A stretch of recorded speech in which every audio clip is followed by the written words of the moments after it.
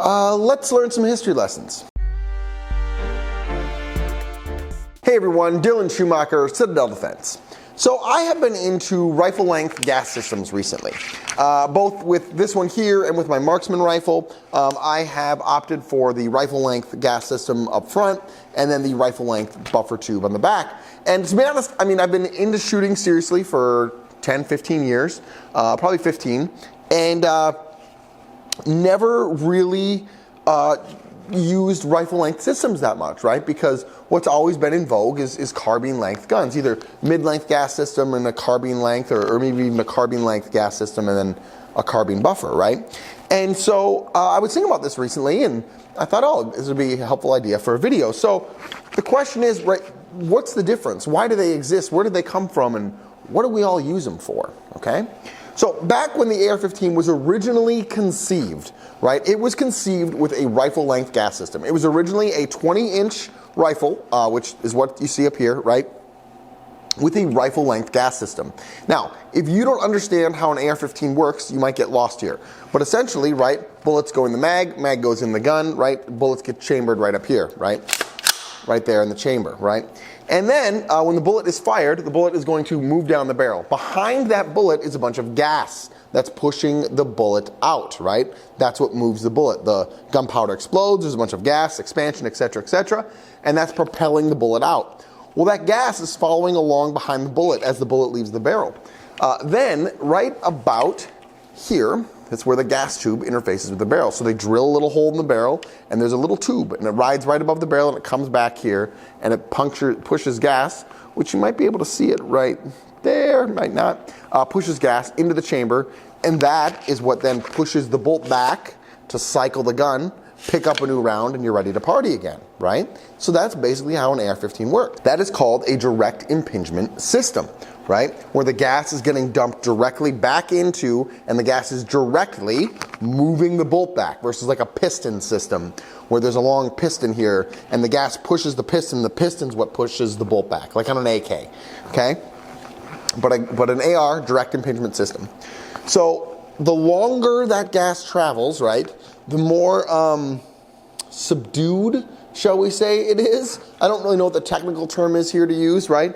But the less felt recoil you're gonna have, right? Because more gas gets burned off the longer the barrel, the longer that bullet has to travel, right? More gas is getting burned off. So what they did with the ARs is in the 60s, 70s, I actually did a little bit of research here, I couldn't exactly determine when, but somewhere in the 60s and 70s, in the Vietnam era, they said, hey, we want to chop the size of this barrel, right? We want like a 10 or 12 inch barrel because we got guys on boats and we got cool Navy SEALs doing Navy SEAL stuff and whatever, you know, we're in helicopters, whatever. We want to chop the size of the barrel. So when they did that, right, because I mean 10 inches is about half, it's about right here, right? Well, all of a sudden that rifle length gas system isn't going to work anymore, right? And so they chopped the gas system, they shortened the gas system. And when they did that, they also had to shorten the buffer system. So in this system, right, there's a rifle length buffer, which is about that long, okay? And it rides back and forth on this spring. And I don't know if you're gonna be able to tell or hear this, but I mean, that is super easy, super smooth, okay? Because that's how the system was originally designed. And then they bastardized it a little bit and they said, well, hey, let's shorten this up and let's shorten this up so we can have shorter barrels. And that's where we get mid-length and carbine length systems. So now, if you look at this gun, this is a 16-inch upper, okay? So it's not a 20-inch, but the gas system is noticeably shorter, right? So the distance that the bullet has to travel before gas gets dumped back into the system is shorter, right? This is what's considered a mid-length firearm. This also has a carbine buffer tube. So the buffer tube, right, ends about there. So it's much shorter, right, than that rifle length system. And the carbine, therefore, or the buffer, excuse me, is much smaller, right, and rides much smoother. Rides much shorter distance. Now this, I'm not sure you're going to be able to tell, but I'm telling you, this takes more effort to move that charging handle because it's a tighter spring. It's a shorter system. So this gun is going to have more felt recoil. It's going to be a little bit punchier. Now, We come along and we do all kinds of things. We play with buffer weights, we play with spring tension, we do other things to try to smooth these guns out a bit. But the reason we have to do that, keep this in mind, is because we're bastardizing the system. This is not how the gun was originally envisioned. Now, does that mean it's less reliable or less whatever? Not really. You know, like mid-length and carbine length guns have killed a lot of people. The gun's still very effective, and at this point we have it pretty tuned in because we've been doing this for like 75 years. All right, maybe not quite 75 years, but quite a while, okay?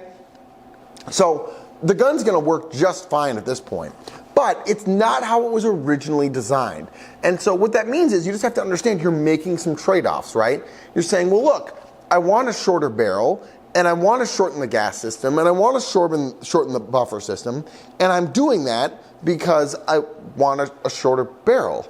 And so yes, I'm giving up velocity out of the round. Yes, I'm making the gun a little bit more punchy and have more felt recoil, but that's okay, I'm making that trade-off. Then of course, what you have next is the carbine system. So here, you have just a carbine upper, right? I'm not gonna put this on the rifle because it's kind of silly. 16-inch barrel, but a carbine length buffer system, or excuse me, gas system, right? So the gas system is, again, noticeably shorter. I'll set these all side by side so you can see the difference.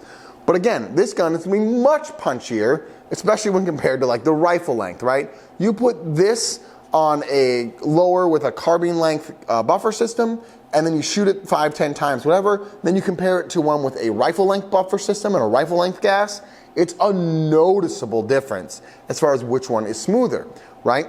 So again, we're sacrificing smoothness of shooting, felt recoil, because eventually, right, what a lot of people do is they'll take this carbine system and they'll chop the barrel at like 10.5 or 11.5 or 12.5 or whatever, right? And they'll get that shorter barrel length.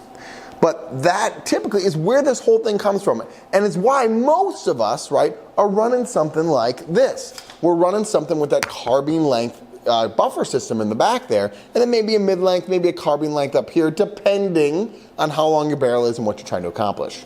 So hopefully, as you're able to tell here, I tried to line up all of the rifles based on kind of where the D-ring would be, right? So that they all kind of are roughly lined up. Now these two are obviously both 16-inch barrels up here, and so you should be able to see that, yeah, those are the same, right? If you judge based off where the front sight is, that's roughly where the gas tube is, right? So as you can see on the carbine length, right, that's going to start significantly further back, right, than where the mid-length is, which will start further back than where the rifle length is, right? So the rifle length has the most time to burn all the powder and get you the smoothest action possible, right? Mid-length has a little bit less, and then of course carbine has the least, right? And then when you come back and look at the buffer systems, again, I tried to line these up roughly where they're at, right? You can see that on a rifle length, it's considerably longer. Now, this is a little bit deceptive because the buffer I have the stock extended here, right? But if I shove this all the way in like that, you start to see there that the difference is pretty significant between how long the carbine buffer system is compared to the rifle length, right? This is how the system was designed and is going to have the smoothest action, the least felt recoil impulse. Now, again, I'm not telling you don't buy one of these, don't own one of these. Most of my guns are these, right? But the rifle length, again, if you're looking for the smoothest shooting gun possible, and you're not overly concerned with weight or size or whatever, well then, hey, get the gun as it was originally designed, right? Because this will give you the smoothest action possible. And this is, frankly, a lot of fun to shoot. These guns bodied a lot of people, very effective, wonderful guns. Most of my guns are those length. But just understand that, yeah, well, it's going to be a little more punchy. You might have to play with buffer weights or spring tensions or whatever to get whatever it is that you're desiring to get out of your gun. You can also just leave it stock and it'll run just fine. But these are how we break down the different gas length systems of the rifles and kind of where they come from and why we do them the way we do them. So I hope that's been helpful. I hope that gives you some perspective on what it exactly is that you're shooting and why you're shooting it that way. Do brave deeds and endure.